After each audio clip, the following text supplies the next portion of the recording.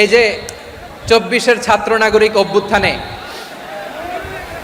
এই অভ্যুত্থান যখন শুরু হয় আমি তখন সাউথ আফ্রিকাতে একটা স্ট্যাটাস দিয়েছিলাম, কোটা নয় গোটা দেশ সংস্কার করা লাগবে। শুধু বাংলাদেশ নয়, সারা বিশ্বের বাংলা ভাষাভাষী লোকেরা এই আন্দোলনের সাথে সমর্থন তারা করেছে, এটাকে সাপোর্ট করেছে, তারা সমর্থন দিয়েছে।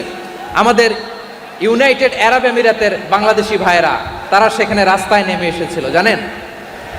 ওইখানে ডেমনস্ট্রেশন করা যায় না, সেখানকার সরকার তাদেরকে যাবজ্জীবন দিয়েছিল। তখন আমাদের এই যে প্রধান উপদেষ্টা ডক্টর মোহাম্মদ ইউনূস সরাসরি G2G বলে, এটারে G2G, government to government, G2G, উনি চিঠি লিখলেন যে তাদেরকে, ইউর হাইনেস, হে সম্মানিত আমির, আপনি আমার এই চিঠির কারণে আমার সম্মানে এই 53 জন বাংলাদেশিকে মাফ করে দেন। এই চিঠির বদৌলতে বেকসুর খালাস পেয়ে গিয়েছিল আমাদের ভাইরা, জানেন না এই ঘটনা আপনারা?